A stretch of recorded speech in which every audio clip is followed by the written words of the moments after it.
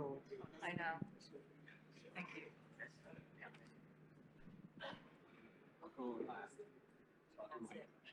Yeah, yeah. I think people are having lunch right now.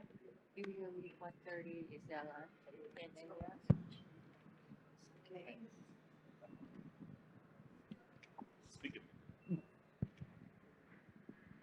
Some people are slowly creeping.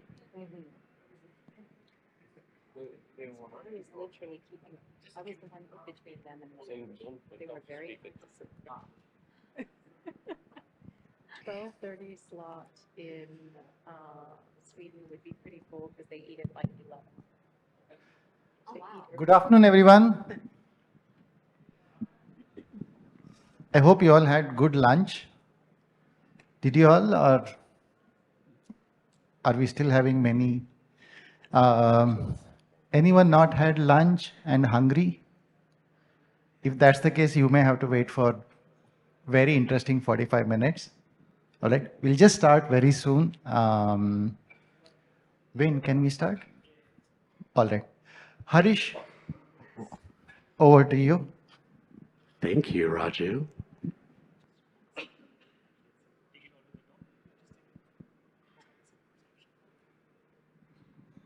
Hello, everybody.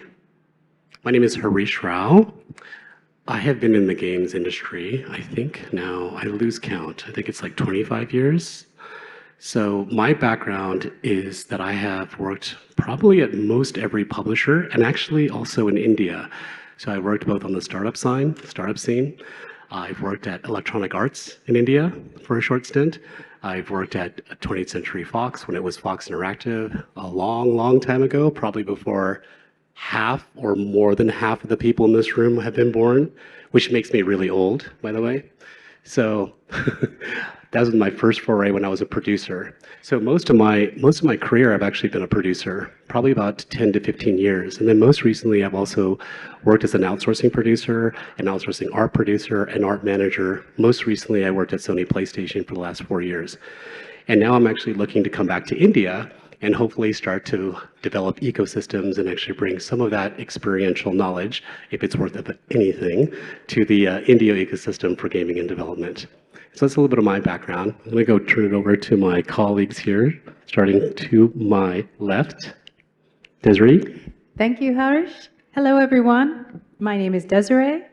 I am based in Stockholm, Sweden, after 15 years of working with King, the developer for Candy Crush and the Candy Crush Soda Saga and the entire family of candies. I have been with them just up until June. Now I've started working in what they would call a game adjacent area. And there will be more of that to come along. But so far, what I'm very excited about is being here with all of you today. This is my first IGDC. It's my first time to India, and I am thrilled. Thank you. Thank you, Sir Desiree. My name is Shiew. I'm originally from Malaysia, but I have lived in San Francisco for 30 years, so that is home right now. Most of my career, I worked for Electronic Arts on The Sims for about 14 years. I started around 2004. So how long have I worked? I can't remember. Yeah, I'm also as old as Harish. I actually did most of my career in PC and mobile a little bit, and service provider as well. I started outsourcing when outsourcing was born around 2004, 2005. So currently, I don't do anything hands-on. It's a lot of production, strategy, and when I worked for the service provider, I was the executive art producer. Thank you. Hi, good afternoon, everyone. I'm Mozzy. I work at King, based out of Stockholm. Worked with Des for the last 2 years at King, for as long as she was there. We were in the same team. Born and brought up here in India, Hyderabad, completed the full arc of going from production coordinator at EA to director of product at King.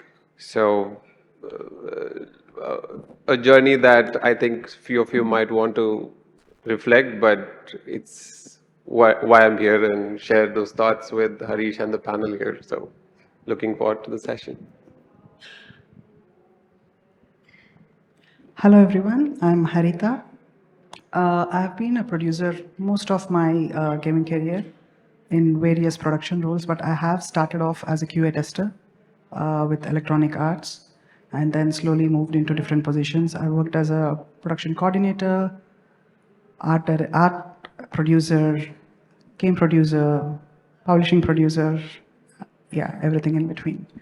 So I've had a career of almost 15, 16 years in gaming so far, and it's fantastic. This is my first time here in IGDC, and it's great to meet all of you. Yeah, thank you.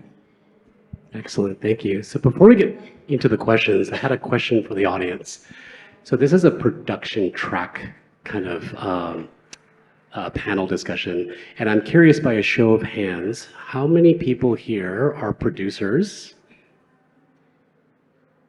Fantastic.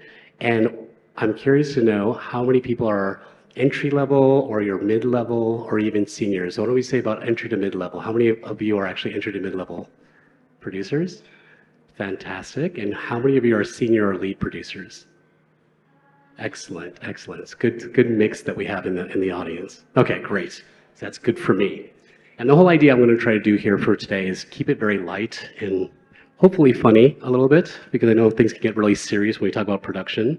And I have this wonderful panel of esteemed colleagues who have a lot of experiences. I think it's going to be a really valuable session today. So why don't we go ahead and jump right in. So my first question is, as a producer, when we start off on a game, sometimes there's an actual vision that has to be designed or has to be established. And so sometimes it's actually set by a game designer, it might be the creative director, it might be various different people. So defining the vision and then also how things change. So my question to the panel is, the producer's role has evolved from a coordinator to a creative and strategic partner, depending on what part of the actual cycle we're talking about.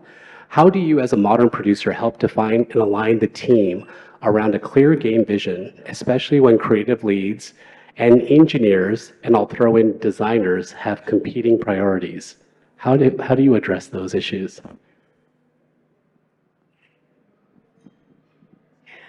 Anyone wants to go first? I can try that. Well, first, I would say that I have a soft spot for the creative roles, such as the game designers, art directors, and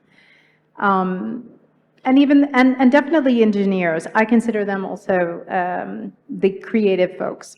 And I think the reason is because I love a good story. I love to be like engulfed in what's the vision. I want you to take me on that ride with you, especially because I know that I have the resources, I have the responsibility to find those resources to make that good story come out to those players, to that audience. So for me, as long as I am faithful to making sure that we're all delivering that fantastic story for those players, it's pretty straightforward in those conversations, which is about negotiation often.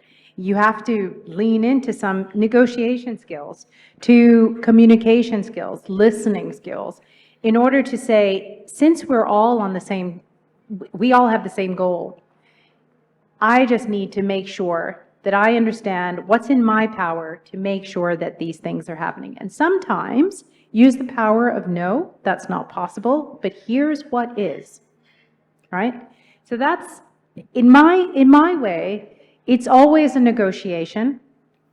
And that negotiation is for you to temper for all of the people involved. I would say that's the light touch.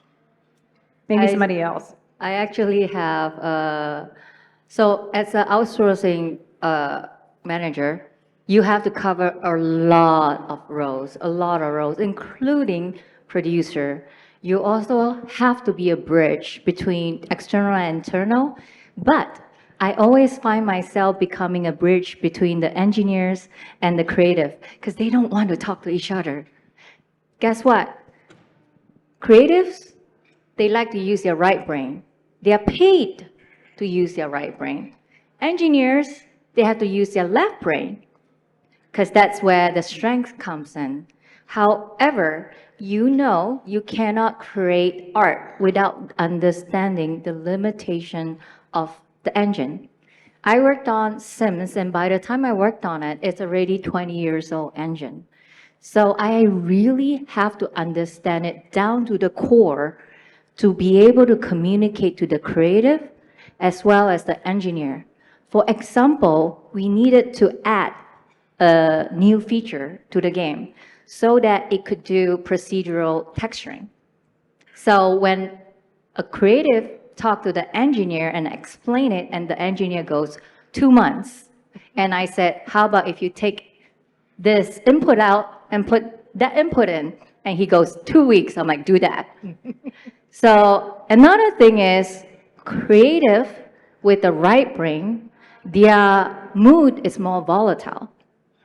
And sometimes they don't really understand why they are too happy or too sad if they are much more junior.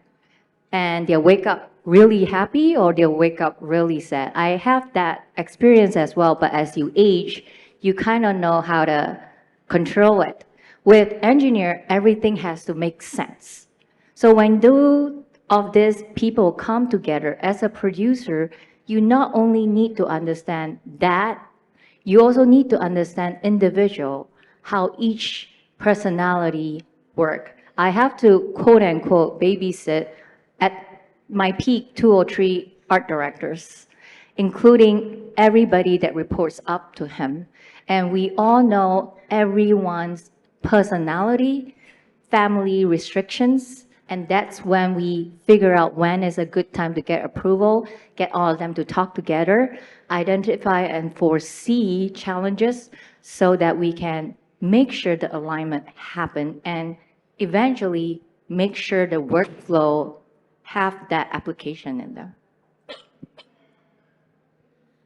I have a very different perspective on this. Saying on the topic of vision, right? Like I start with why. Why do we need a vision?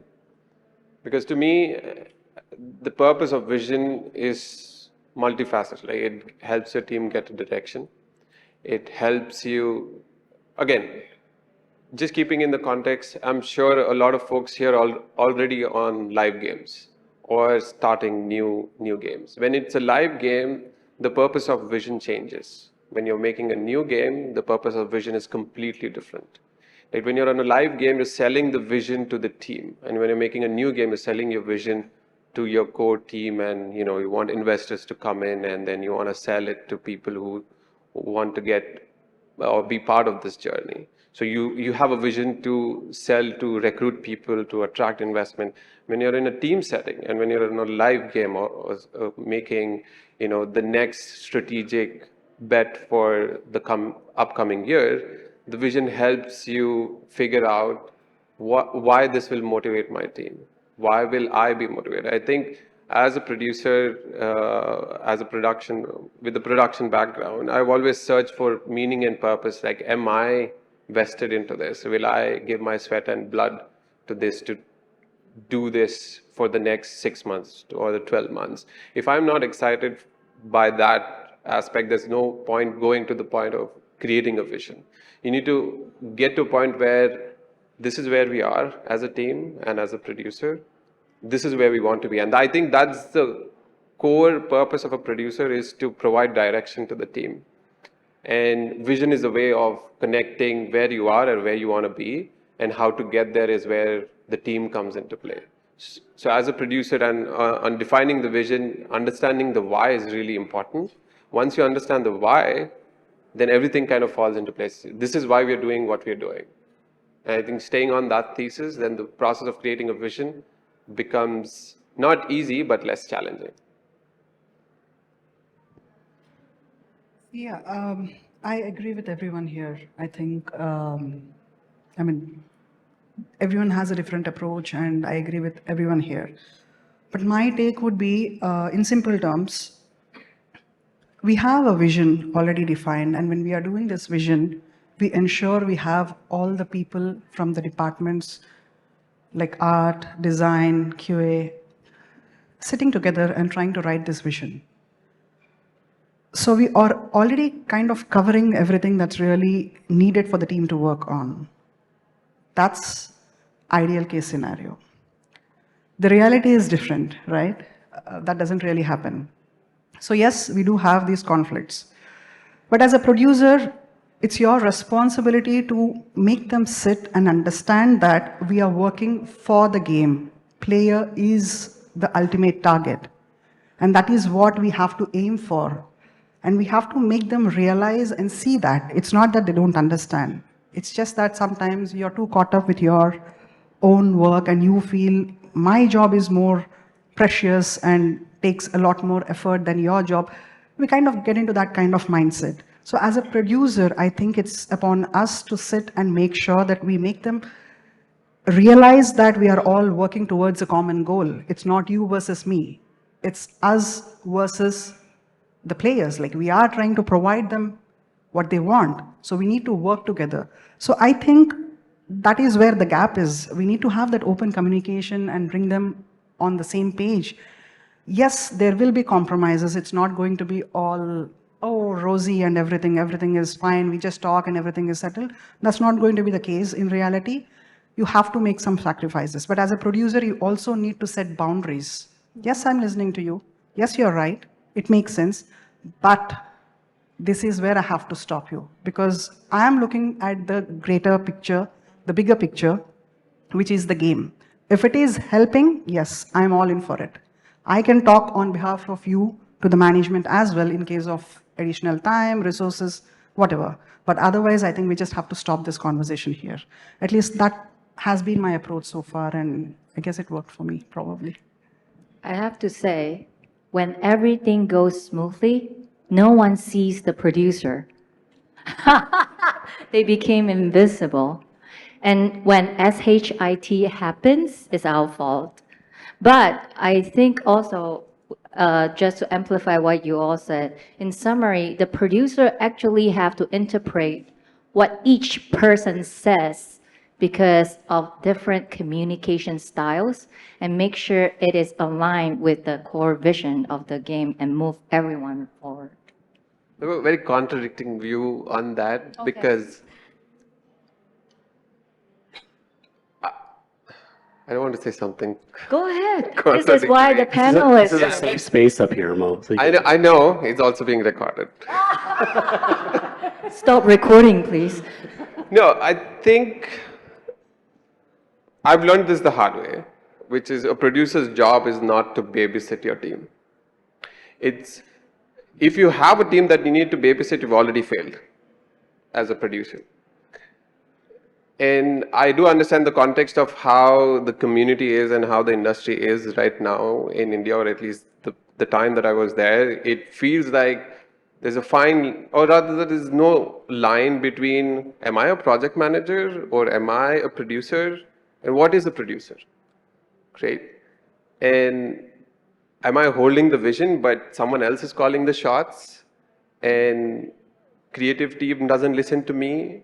They want to do something that it's not part of the vision. Then I think producer's role has evolved into not holding the vision or not even anything about the vision, but just getting like those Jira tickets up and making sure end of the sprint, like there's a retro, those rituals are happening and everyone has work on there. If someone has no work, like how can I give him more work or her more work? The calendar seems empty. There's pressure from the top. So I think there needs to something needs to happen about this role as in our community of Indian game developers. The role of producer needs to be defined in a way that is coherent across the studios, and that is something that I've seen across studios. There's a clear definition of producers, and that's why when we talk about vision, I feel producers should own the vision and be owners of the vision. When you own the vision, you own the business that comes with that vision. You're accountable for the budgets. You're accountable for the team health. You're accountable for how the game performs, how the features perform. You're not just someone who's a ticket mover on Jira, but you're also challenging product managers saying, is this the right thing to do for us? You're saying that we need to hit like 100 million in like next 5 years. How is that going to happen? Show me the plan. And I think what I've seen is, as producers, we do shy away from having those challenging conversations. That's why the vision becomes this rosy thing that, oh, if I'm holding the vision or holding on to the vision or creating the vision, then I have a sense of authority. But I think vision is the most easiest challenge to get across. I think the challenge comes what comes after when everyone buys into the vision. I think all the panelists here are talking about like once the vision is created, then there's so many things that you need to coordinate. But I think I have fundamental issue with how we define what a producer's role is. And then that's not coherent across the studios, whether it be a small studio, whether it be a big studio. There needs to be some synergy on what a producer should do and how the roles and responsibilities. Unless until we do that, like I'm sure you know, Harish, like at EA, which I think EA coined the term producer. Before EA, producer term did not exist in the gaming industry, right? Before there were project managers and to a certain degree, people who just, and now producer also doing Scrum, which is a completely different way of doing things, but which a producer doesn't. And having worked with producers who actually own the vision, like I was watching a documentary of EA, Vancouver studio, where they were making FIFA. The producer actually cares about the physics of how the ball moves in the game, not just about if it's being done on time. Talking to the footballers, agents, like you were mentioning the other day, like talking to the agents and making sure that the time is parked and they come in for the mocaps, right? So that doesn't translate down to what production is now. It's just, that's where my itch is with the community. So you've gotten a lot of information here across the spectrum. Maybe half the room is scared to become a producer, to continue onwards. I'll just add one thing that's a little bit different. So I think everybody on this panel has given you really valuable information. What I would say one of the most valuable things you can do as a producer, because this first question is about how do you talk with people that have competing priorities. When you go to talk to, for example, the designer or the engineer, or let's say the art director, take a deep breath and center yourself and then have a conversation. Oftentimes what we do is we go from meeting to meeting and we're just constantly using our brains, right? And we're like, okay, we're processing this, processing that. But when you actually have a conversation with someone from a different skill set on your team, take a moment and take care of yourself. I know this is really hard. Me being an Indian, this is actually tough because we like to outthink ourselves, but you have a breath and you need to use your breath. And you need to take deep breaths. And I've learned this the most in my last job at Sony, because I would have to talk to different stakeholders from different parts of the organization and also different teams. And so I knew if I was going to talk to, for example, Eric from Naughty Dog, which I did a lot. Eric is a very interesting individual and he's also very challenging on many levels. So I'm like, okay, he's like, so Eric would be like, let's have a call. I want to talk to you about a few things. And I'm like, gulp. So I'm like, hi, Eric, wherever you're there. I'm invoking you, by the way. So I'm like, okay, so I tell him like, how about we have a call in a day or so? Because now I have to get myself prepared. And this sounds kind of funny, and maybe it doesn't sound like it's an important thing, but understand who your key stakeholders are as a producer and make your schedule accordingly. Don't just think that you're going to be able to talk to one person and another person. It's going to be the same type of conversation. Different people have different priorities. They have different skills. They have different levels of experience. And you as a producer have to be able to convey a message. I think to what Mo was saying, holding a vision and also conveying a message. But doing that is a lot of responsibility, and you have to be centered and balanced. Because if you don't keep that kind of composure, your team will not keep that composure, if that makes sense. I totally agree, because I find a lot of younger producers, I cannot tell them the truth immediately, because I could see in their brain, they are trying to process if this will fit into the spreadsheet and everything, instead of taking a deep breath once I tell them the challenge. But more mature producer, they will take a deep breath and they looked at me and they'll go, is this necessarily? And what have we discussed and tried before we come to this conclusion? And those are the maturity that comes not overnight, but through many different trial and error. Yeah, I just wanted to add that I totally agree with what you have said. And I also believe it's really important for a producer to spend time with his team. Try to understand your team. Don't just talk to them. Spend time, because processes can be set. AI, everything is doing it. So, I mean, as a human, connect with them on a human level. Try to understand your team. It makes a hell lot of difference, really. Trust me on that. Knowing your team is one really important factor. When you're talking to your stakeholders, you're representing your team. So please better understand that. And also go through the grind. Talk to the designers, understand what's happening. You need not come from a designing background or a QA background to be a producer. There's no specific route or path as such. So spend time. Whatever team you are in, just try to talk to them, understand what they're doing. Get hands-on information on what's happening. Try to have a little bit of background. Try to be in their position. Still be a producer. You understand what I say, right? 100%. So try to set that boundary. Yes, you need to be a people's person, not a people's pleaser. Please know the difference. I think that's very important. And set boundaries and work accordingly. Absolutely. Fantastic. Let's move on to the next question. So this is going to be a question about cross-functional collaboration, and I'm going to shorten this down because I think there's differences between mobile games and then also PC and console games. So I'll ask my representative panel to answer from whatever area that you feel is most important. But when you're working across design, engineering, art, just kind of continuing from the last question, and you're kind of going between mobile, PC, console, production environments, what are some of the tools that you've used, like actual tools that you actually use for communication or actually setting up a process or a workflow? And what are some of the skills that you actually like employ when doing that? And maybe some of you can tackle the mobile side of it. Maybe some of you can tackle the PC and console side of that question. Actually, okay, I'll start with the mobile. So I can say that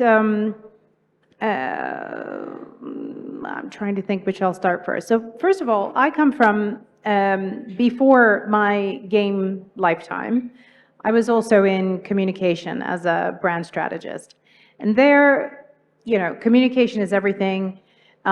We even have this saying that I learned actually in Swedish, so I try to translate it into English. But basically it is, communication happens on the receiver's conditions, which means that when you're communicating with someone, you're not just talking to them. The actual communication happens when they receive your message, when they have actually understood and can process what you've said. Then you've had communication. So when it comes to tools, when it comes to flows or processes, I try to keep that always at the center of what it is.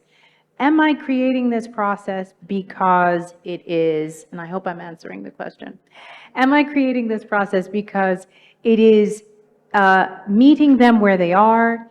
Am I creating this because it helps me be better at hearing where people are or providing the information?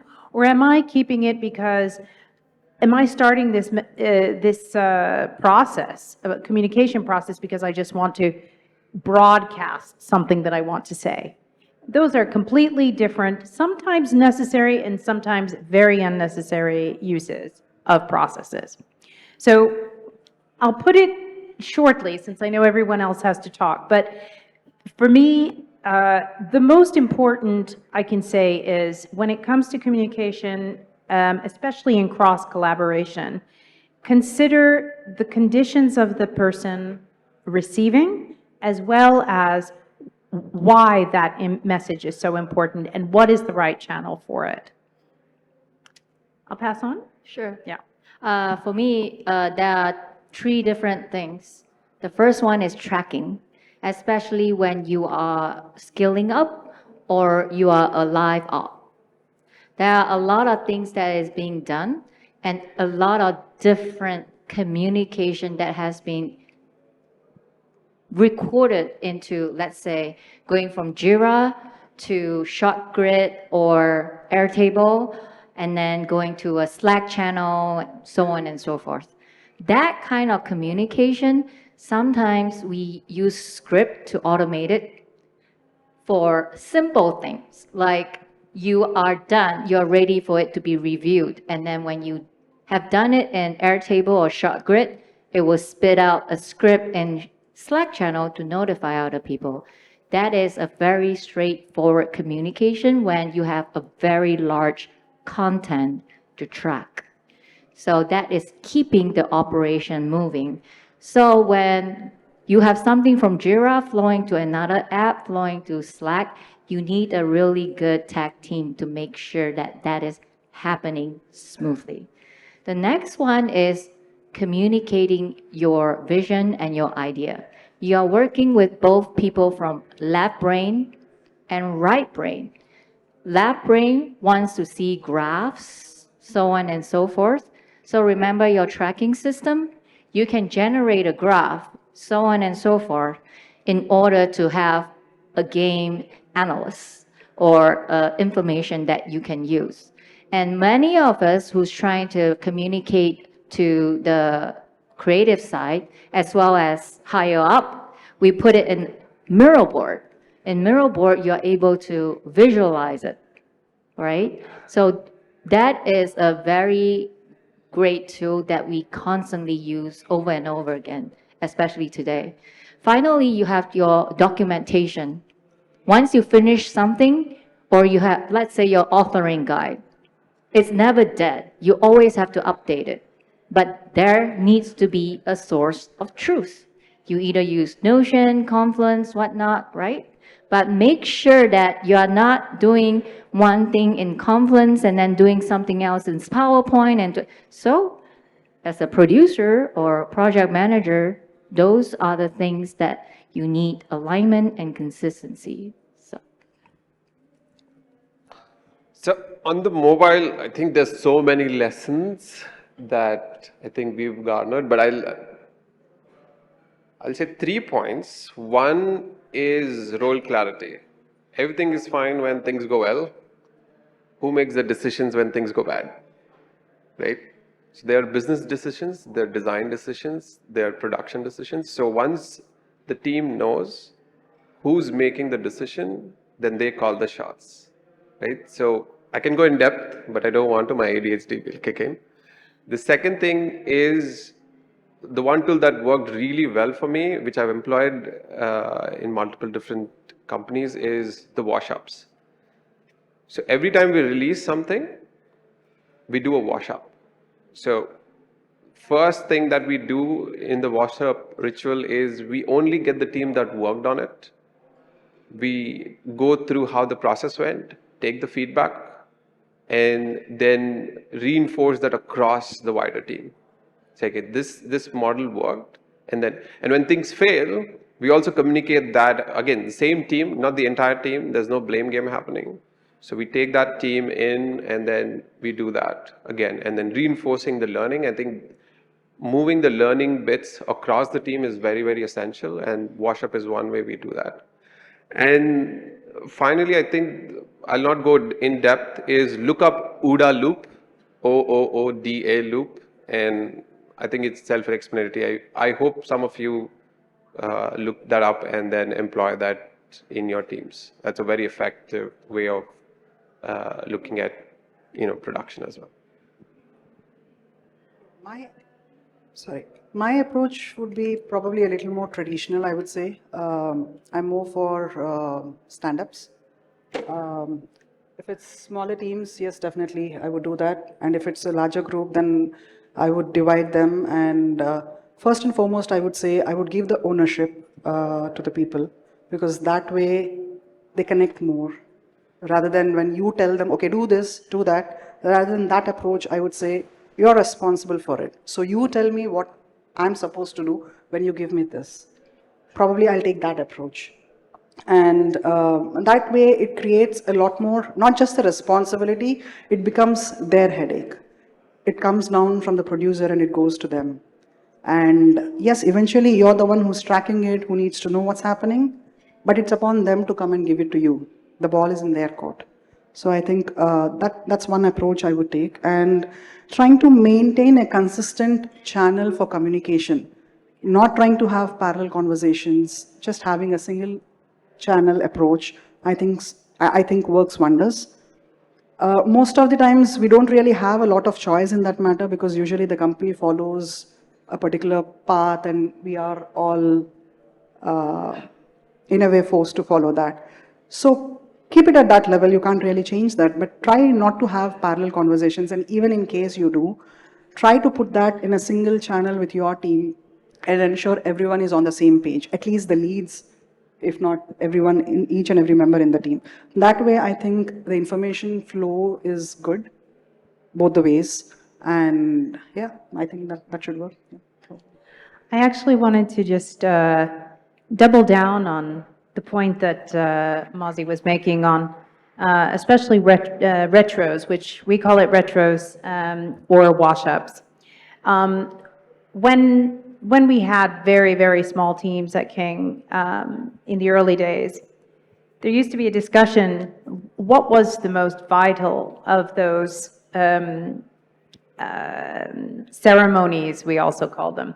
The stand-up or the retro or the demo. And I come back to the retro because I think the retro, the wash-up, it does so much more than just information, information gathering. It also reinforces that continuous learning, that idea of bringing the failure or the mistakes, the errors, the accountability as something that you're committed to. And that is why I go back to and really wanted to double down on that, because so much communication, really powerful communication happens there, and information is transformed in a way that sticks.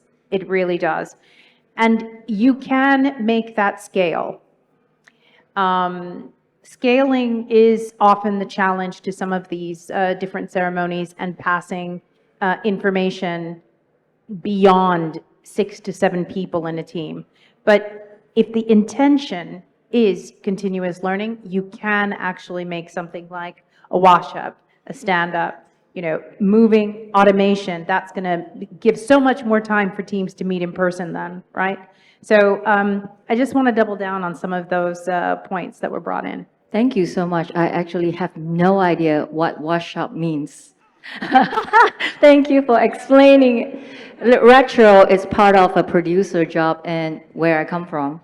And they use mirror board and goes, why are you happy in this milestone? Are you not happy? And then we start putting stickers or post-it note and talk about the challenges that you're happy with, challenges you don't want to repeat, and what action plans we have. So that was a very fun one. We usually, while people are writing, have a music playing in the background.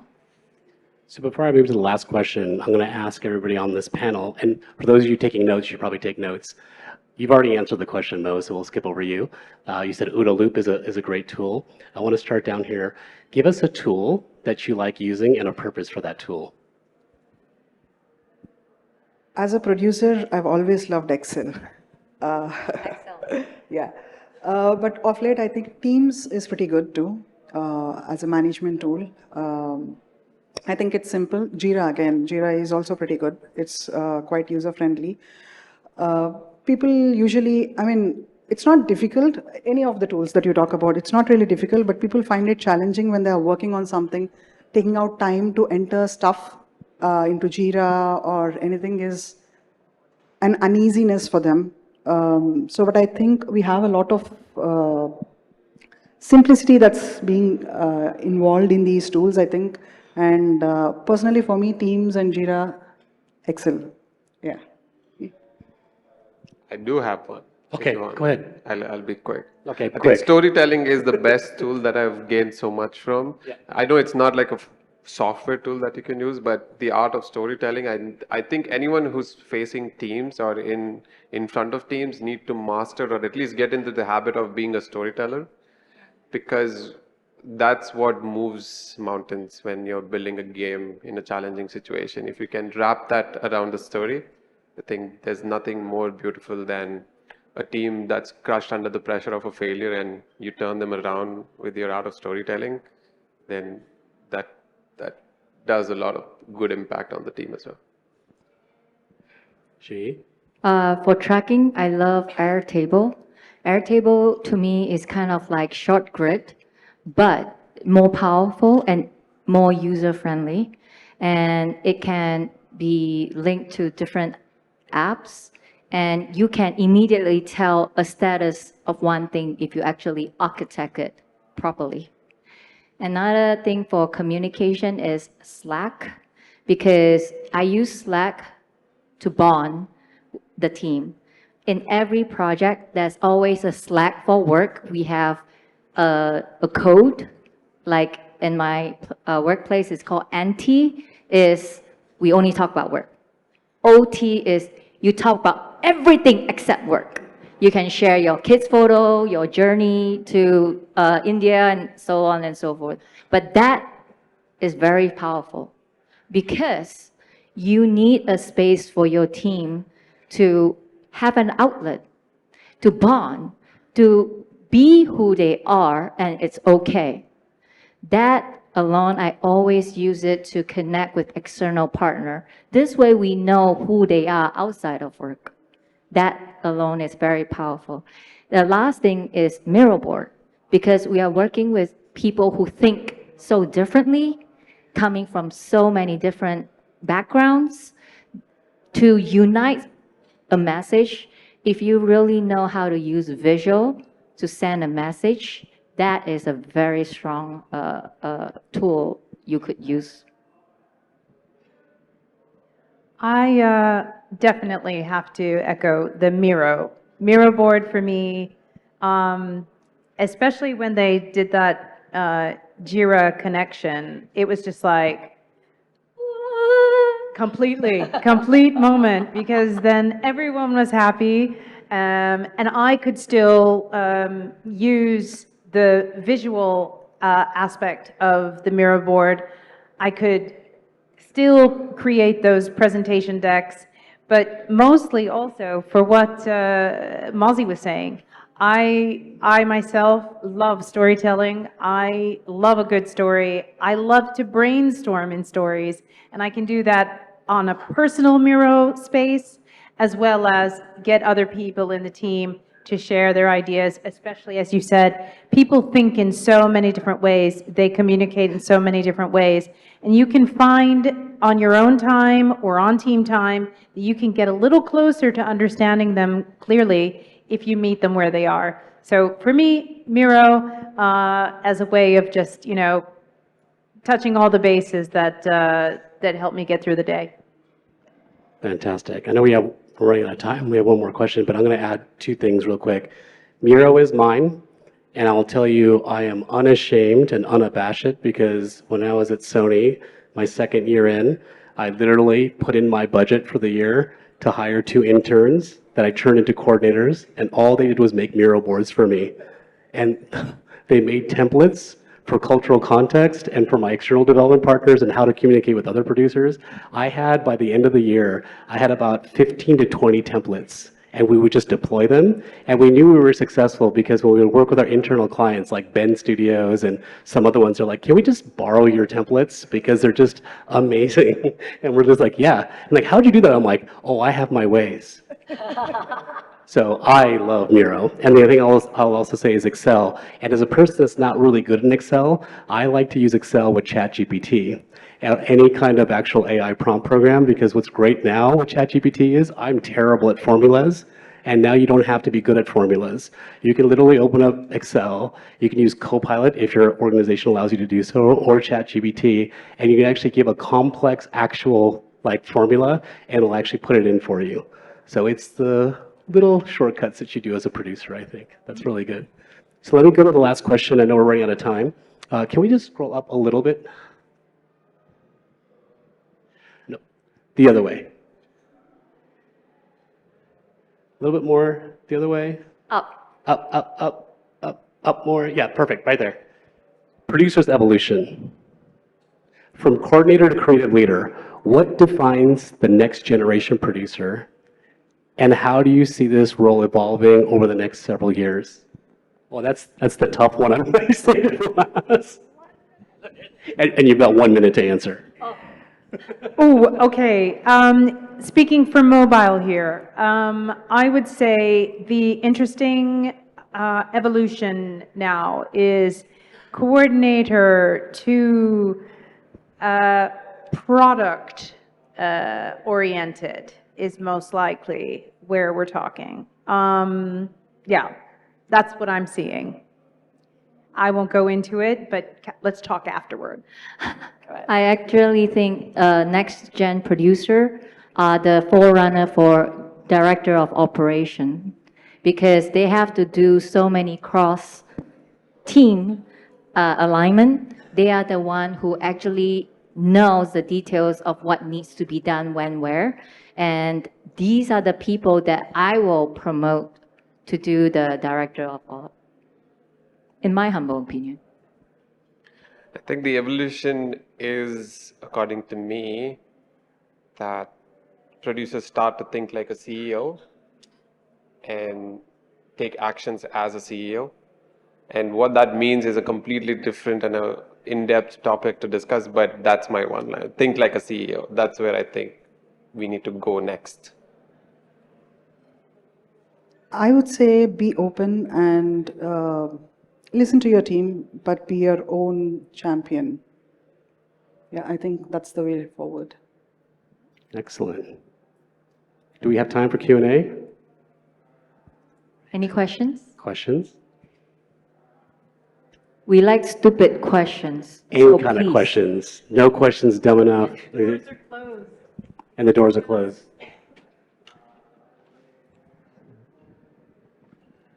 Yeah, hi. It was a great panel. Thank you so much, first of all. And I'm sorry if I'm mispronouncing the name, but Shiew ma'am mentioned a great tool like ShortGrid that can connect with Slack, and I want to know more about what is that exactly. And Oh, so do you know what short grid is? yeah, it's for tracking art assets Yes. between teams. But Yeah. short grid was created for films. Yeah. The caveat with short grid is if you don't have a very patient and experienced technical director to help you with short grid, your technical people will quit. You also have to understand your pipeline very well in order to architect it. You have to understand what kind of information each team needs to know. And the tech director can create a script to connect it to another app. But that short grid is actually much harder to own compared to Airtable. But it can do a lot more than Airtable if you actually know how to use it. So, okay, it's called Airtable. That's what. Air, like breathing Yeah, air. Airtable. Yeah, Yes, got it. Airtable. Thank Yeah, you so that much. is a little bit more user-friendly. It was originally made for the finance world to track finance information, but gaming teams have started using it, and recently they have added AI to it, so it can create different template for you according to your needs. Thank you so much. So Wayne has some questions which he has collected from his. Yeah, I can go first. So on LinkedIn, we get a lot of people asking us about production, right? And it's always evolving. Producers are always evolving. It's a lot different in EA as compared to Zynga, for example. So we have people who are in the art track, sometimes in the design track, who feel production might be for them, but they're not really very sure about it. And would you all be able to share any insights on how can they get a lot more clarity about that role?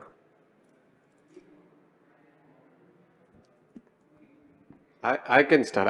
I like being blunt when it comes to production role because that's where I grew up. I think if the production for designers and folks who've not done this before, first and foremost is try and understand what this space is, right? And for your organization, for your studio, it could mean completely different. So titles are very misleading because I left an organization as a senior producer, but when I joined a new organization, I joined as a producer.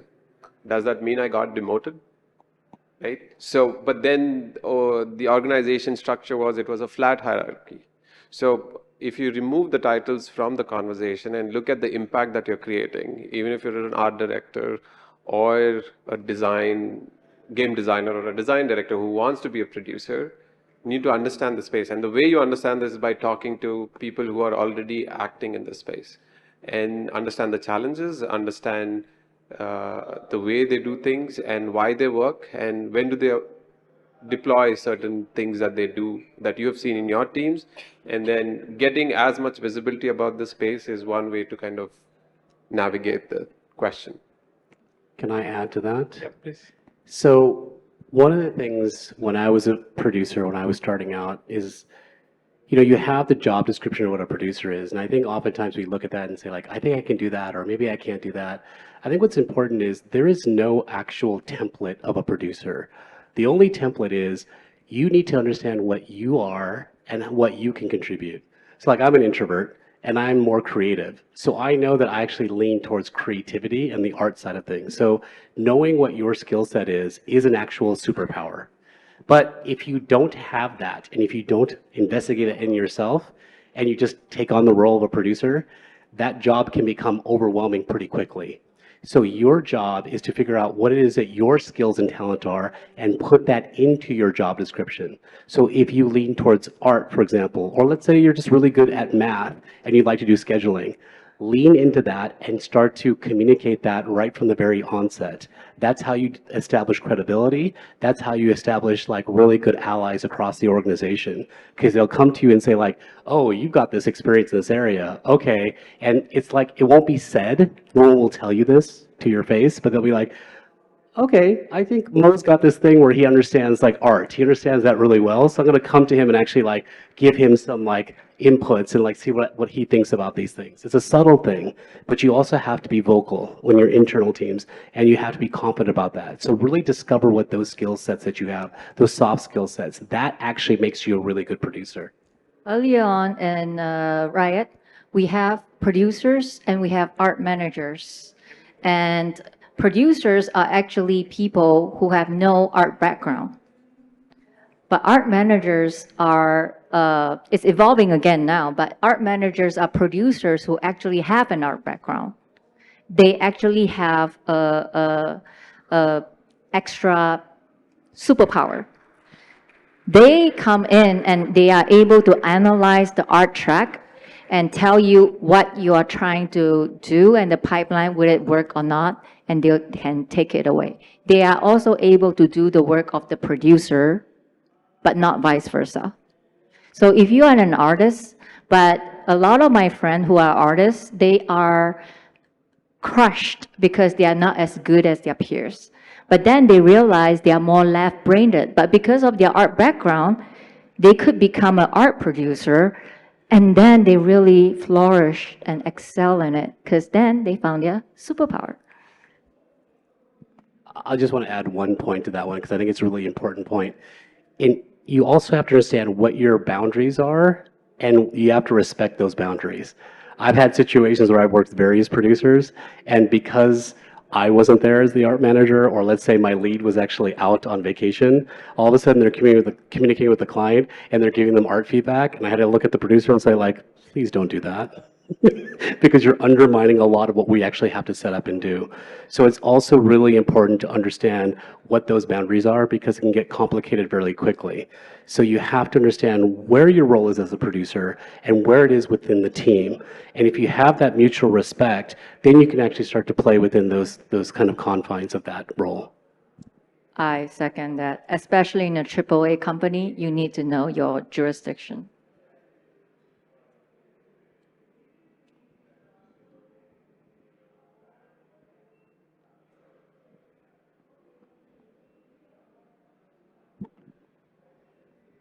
Do you need this?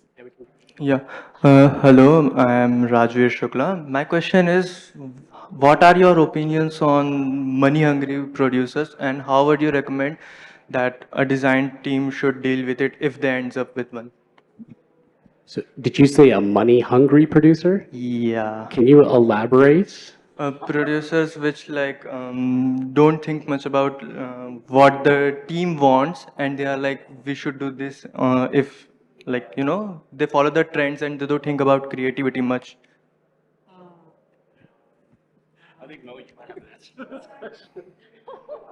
I know exactly what you're talking about. Yeah. Why is that? I've been there. I mean, really. I've been there. So have I. So this is a hard learning, and I'll be very off the cuff with you on this. End of the day, we all need to understand that this is a business, right?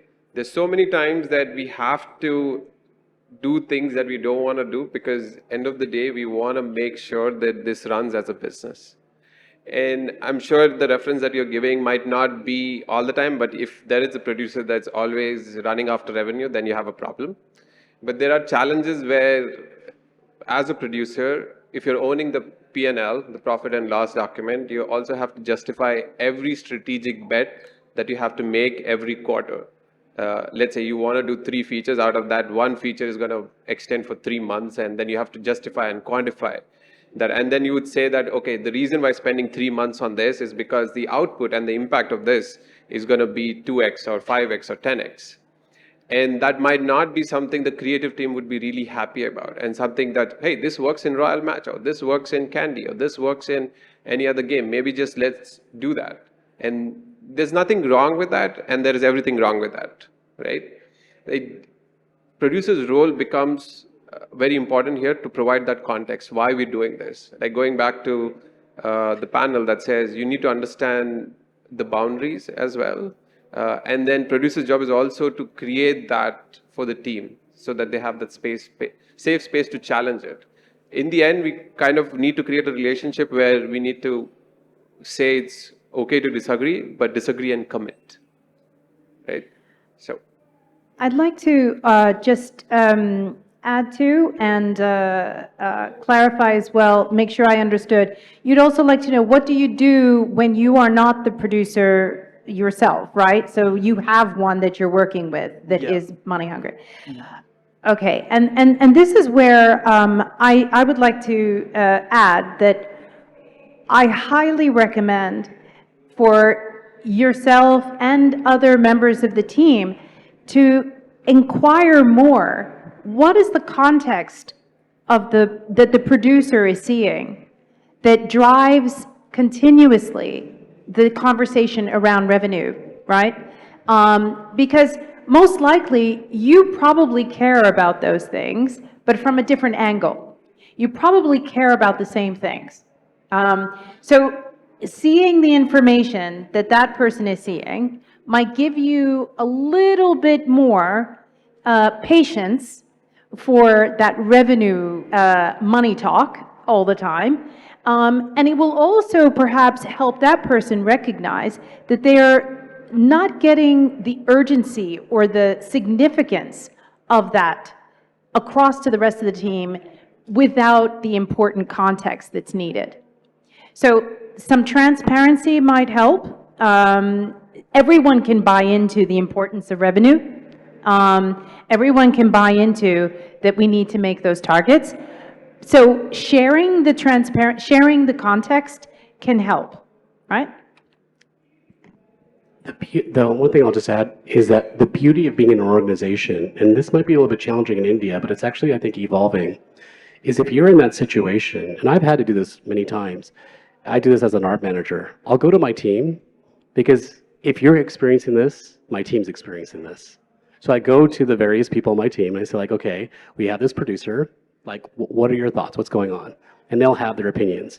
And one of the things that you have at your disposal, because you're in a company, because you're in an organization, you can call a meeting with the producer, with your team, and just have a very open conversation. Hey, I want to understand exactly what's going on. Like, what are some of the pressures you're going through? Why are you like focusing on the revenue and everything? So we can kind of help you to kind of like maintain your targets, but also we also want to express what we're trying to do as well.